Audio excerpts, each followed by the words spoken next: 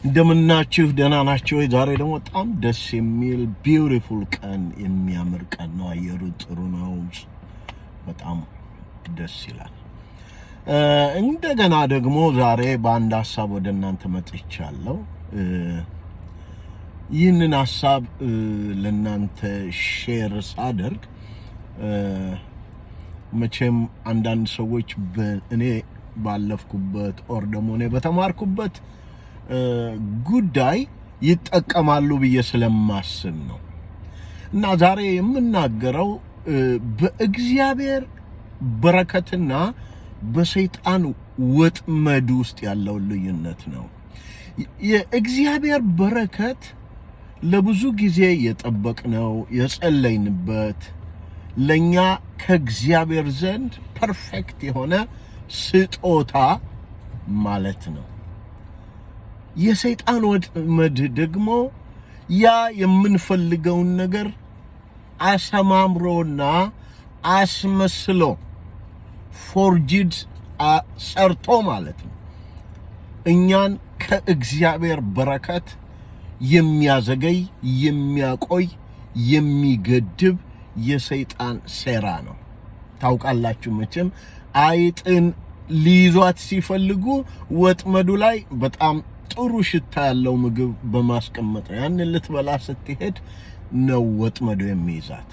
ይህ ወጥመድ እኛን ለብዙ ጊዜ ሊገድበን እግዚአብሔር ለኛ ያዘጋጀውን እውነተኛውን በረከት እንዳንቀበል ሊይዘን ሊያቆየን የሚችል በጣም ብዙ ሰዎች ግን በዚህ ወጥመድ ውስጥ ይኖራሉ። በዚህ ወጥመድ ውስጥ የሚኖሩት ሰዎች ወጥመዱ ውስጥ ሙሉ በሙሉ እስከሚገቡ ጠላት እየጠበቀ እንጂ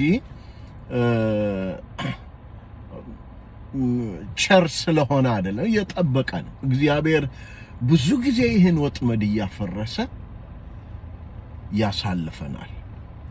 ብዙዎቻችን የምንጮህበት የምንለምነው ነገር አለ። ደሴም ታይም ደግሞ ሰዎች ስለሆንን በራሳችን የምንፈልገው ነገር አለ። ያ የምንጮህበትን የምንጸልይበትን ነገር ለማድረግ ለመስራት እኛ ደግሞ በራሳችን የምንሄደው መንገድ አለ።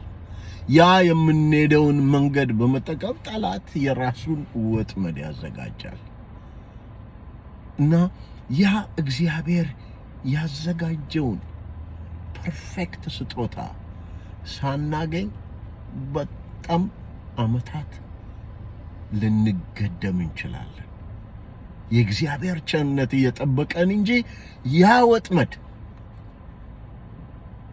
በደንብ ታርጌት ውስጥ ስንገባለት ሊገለን ሊያጠፋን ዲስትሮይ ሊያረገን ነው የሚፈልገው። ብዙ ሰዎች በዚህ እንትን ብለዋልና ባለፈው አንድ ሴት የምትሰራው ስራ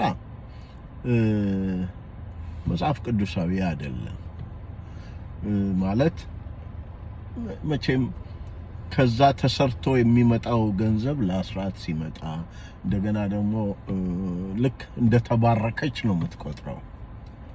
ነገር ግን በቃ በድፍረት ኖ this is ወጥመድ ነው፣ ላንቺ ወጥመድ ነው። እግዚአብሔር የሰጠሽን በረከት እንዳታገኚ ያው በፍርፋሬ እያኖረሽ እንጂ ይሄ በረከት አይደለም አልኳት። ስለዚህ ደስተኛ አልነበረችም። በቃ እዛ ላይ አቆመን። ግን ብዙዎቻችን በተለያየ መንገድ አሁን ዝርዝር ውስጥ አልገባም፣ ግን በተለያየ መንገድ ጠላት ወጥመድ ውስጥ ትራፕድ ውስጥ አስቀምጦናል። ማለት ነገራችንን እስኪያበላሽ ነው የሚጠብቀው እና ልንነቃበት ይገባል። የእግዚአብሔር በረከት ሜቢ ያንን ወጥመድ ሰብረን ስንወጣ ፊት ለፊታችን ቆሞ ልናገኘው እንችላለን። በማንኛውም መንገድ ነው እና የሚቀጥለው በእግዚአብሔር በረከት ውስጥ የተገኘ ነገር ያለው ቤኔፊትና